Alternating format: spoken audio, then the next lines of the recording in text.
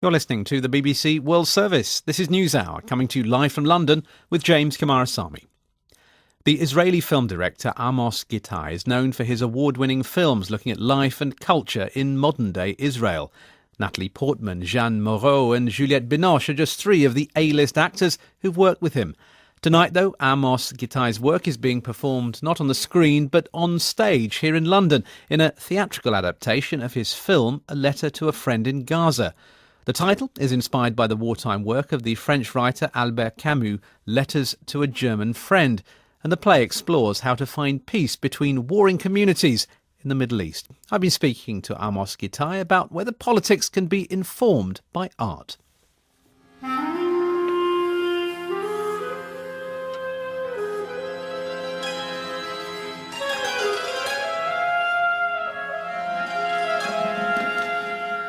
You know, most of my works are originally a civic gesture, We were, I would say, a bit shocked by the snipers who were put to shoot demonstrators in Gaza, most of them unarmed. And we did a short film which was premiered last year at the Venice Film Festival. And then a theatrical piece, A Letter to a Friend in Gaza, which is two Palestinian actors, Makram Khouri and Clara Khouri, the great Yaela Bekassis, myself, an Iranian santur player, and some video installation. So you have basically the entire Middle East, which is otherwise fighting each other, Israeli, Palestinians and Iranians, doing creative work together. And multi-ethnic and multimedia. Multi-ethnic, multimedia. The stage became a place of dialogue of these groups of people that otherwise, incited by the politicians, keep fighting each other. We enter Jerusalem. And what form does that dialogue take? It's texts which are being read, and there is the famous text by Albert Camus, written in 1944, exactly 75 years ago, when France is still occupied, which is called A Letter to My German Friend.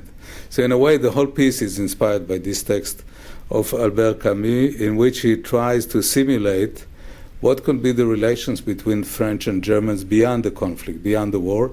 And I think it's about time that we, Israeli and Palestinians, start to simulate relations beyond the current conflict. And that's, in some way, what the arts can start to talk about.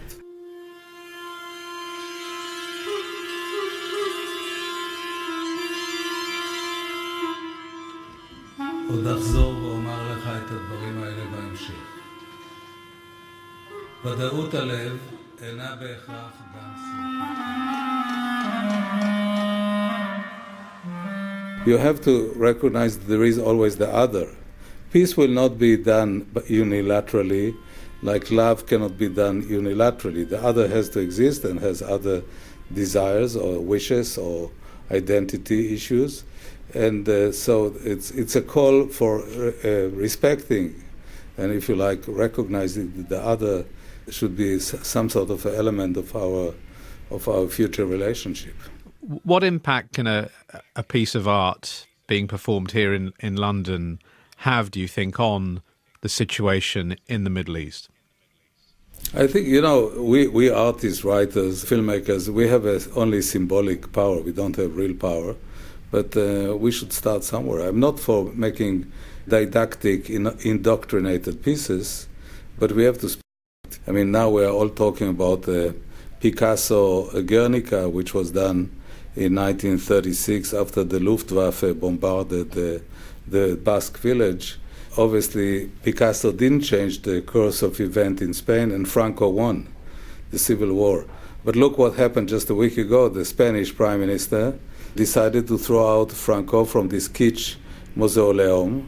And you ask yourself, how did it happen? It's not a major political decision. It's only the work of memory. And so the artists have to keeping traces of memory, knowing that maybe it will not be immediate, maybe it will be even beyond our lifetime. But we have to keep the idea that the other exists, that there is another kind of relationship, that we have also to recognize the Palestinian desire to go to their homeland and find political solution for that.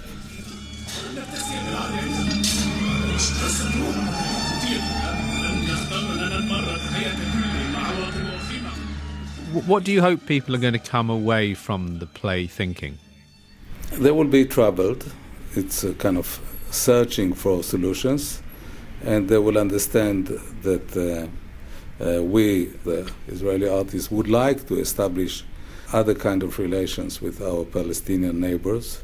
The important thing is to wake up, and the good works of art or cinema, they make people think, and the best films I've seen myself start when the screening is over. So you go home, you have to figure out what you've seen, and I hope that's what will happen with this letter to a friend in Gaza.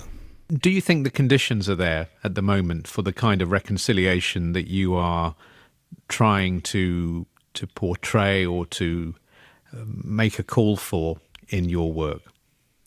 I think it's the situation is very unstable, and unfortunately we're under a world tsunami of fake news. You know it because you work in the BBC, so you know it. There is a tsunami of fake news, of manipulation, and the arts have to speak out and try to install some way of thinking. I refuse to be pessimistic. I think that if you become pessimistic, you'll become a nihilist, and what's next? You have to keep hope. And I think we all have to remember that the planet have moved not just because of machine guns and money and greed, but also by ideas. So let's speak about ideas.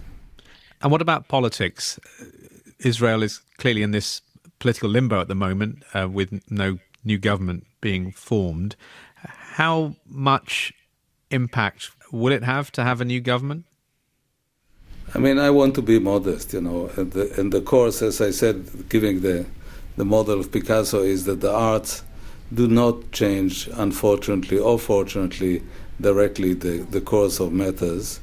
But if we make people think, it's a good beginning. I think that even the change you see in Israel, which is not definitive, it's very fragile, is also by this kind of continuous contest by newspapers, by artists, by militants.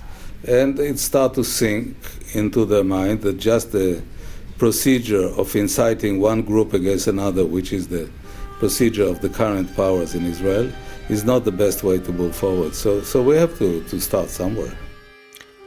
Amos Gitai there on A Letter to a Friend in Gaza, from the screen to the stage. And that's all for this edition of News Hour. From me, James Kamarasamy, and the rest of the team here in London. Thanks very much for listening. Goodbye.